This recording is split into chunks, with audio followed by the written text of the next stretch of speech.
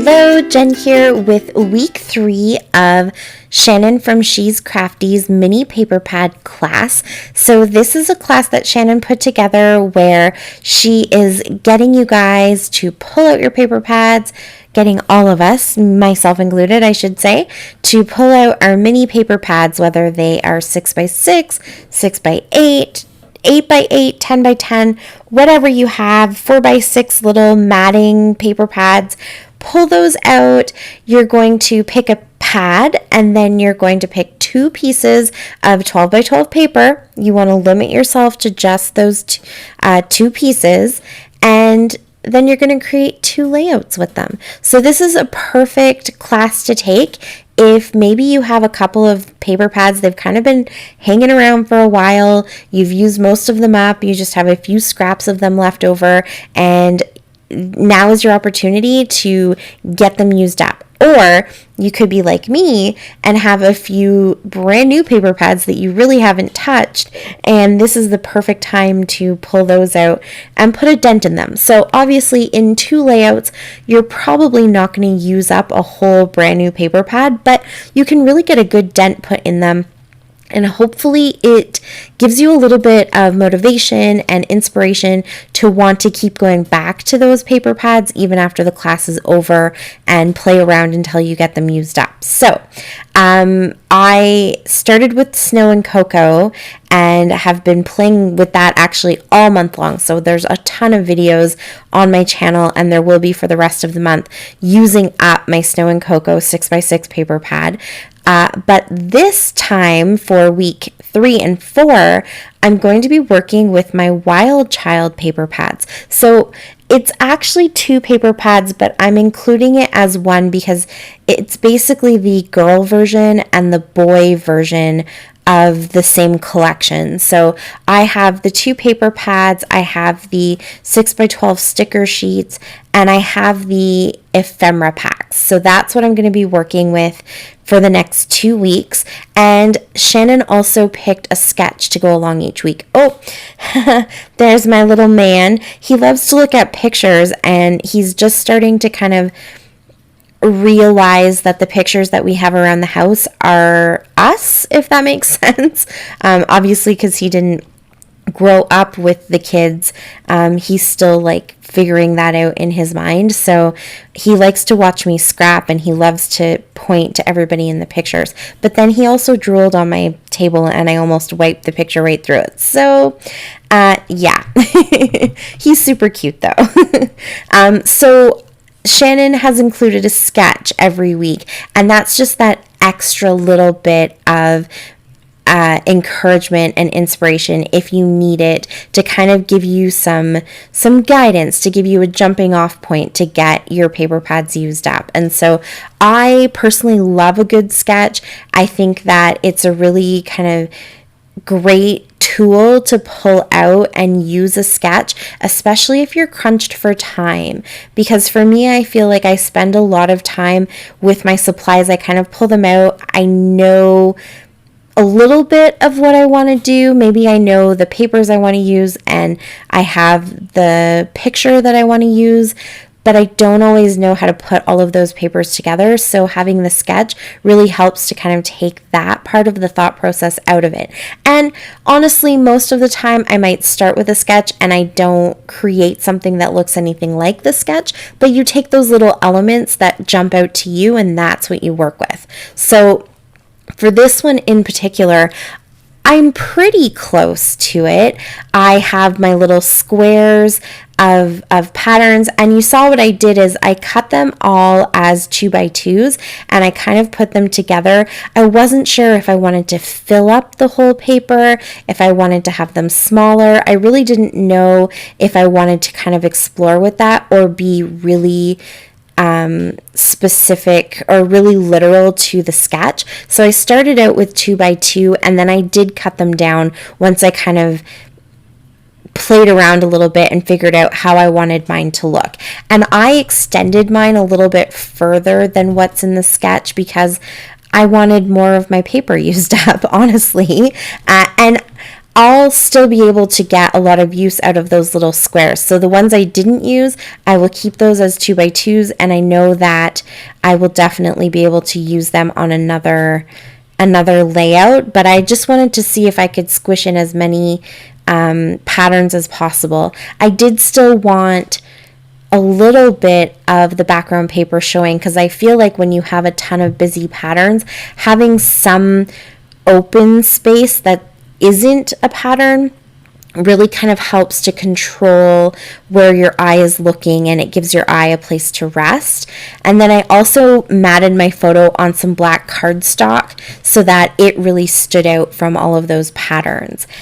And once I got those all put down, I'm just going ahead now and putting a few cute little embellishments on top of them. Not everyone, I almost said not each one. Not everyone is going to get an embellishment, but most of them do. And it's just a mix of the ephemera and the stickers from both collections, or from both like the boy and the girl. So anything that was a die cut, I'm popping up, and then the stickers, I'm letting them just lie flat. So it gives a little bit of dimension, a little bit of interest. And I didn't have one kind of big tag that I wanted to use, so I just flipped two of my little squares over. You can see there that it's the pattern paper on the back. The paper pads that I have, they are only one-sided, so I just flipped them over, and now again having those solid white little tags to kind of represent that bigger tag, it just gives your eye another space that's kind of, it's a resting point. I think it helps to guide your eye to where it needs to go. And so I just stuck two of them there so that I had enough space to do a little bit of journaling.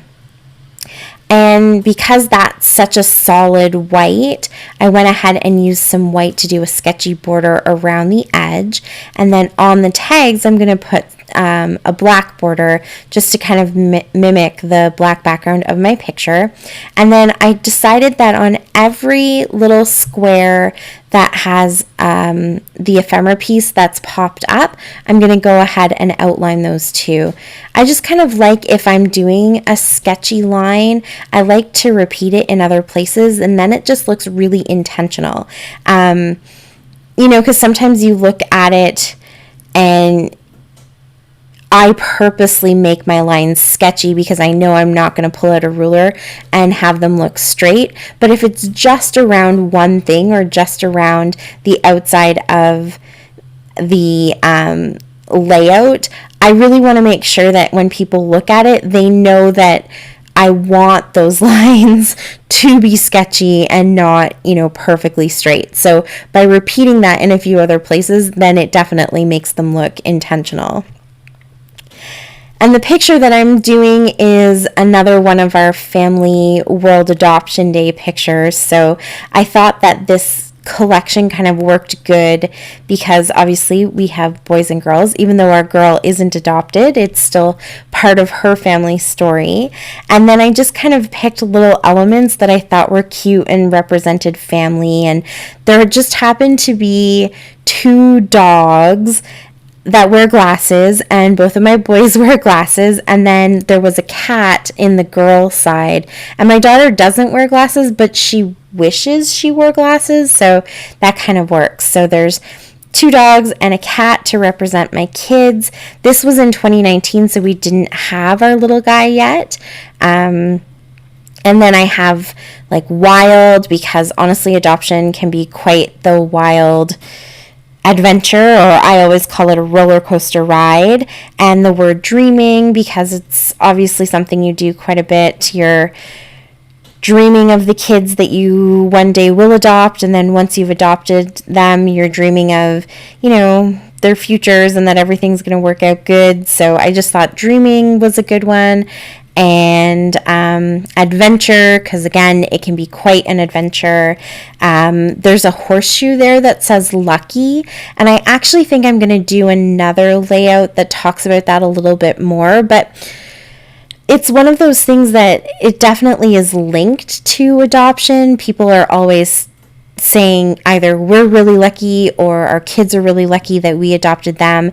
And it's something I have mixed emotions about, but I popped it in there. There's a little one on the top blue square that says life is a picnic. And, you know, we try to make it like that. It isn't always a picnic, but it's nice that we've been able to build our family this way. And yeah, so just little elements that kind of I thought were cute or, you know, somehow in some way pertain to adoption. And at the end of it, this is just a really cute kind of layout. And since we do a picture like this every year for World Adoption Day, you know, I don't always have to have really super sentimental layouts that go along with it. Sometimes it can just be kind of fun and playful like this. And our pictures usually end up being fun and playful because you try getting 3 kids and a husband who doesn't like being in pictures to all hold up a hand that has smiley faces on it and smile and look in the camera and not blink or stick their tongues out. I dare you. Yeah. So then my little kind of finishing touches here are some white splatters, which you can see some splatters in the layout or in the sketch, and then these little triangle enamel shapes. I think they come from Freckled Fawn. And they just happened to be sitting on my desk, and there was quite a few black ones compared to the white ones, so I thought I would kind of scatter those around, and it brings a little bit of black into the layout too. And that's it. That's my layout for this class. Thank you so much for watching, guys. Please check out everybody down below in the links who also put a class together for today, and hopefully you get tons and tons of inspiration. And until next time, happy scrapping. Bye.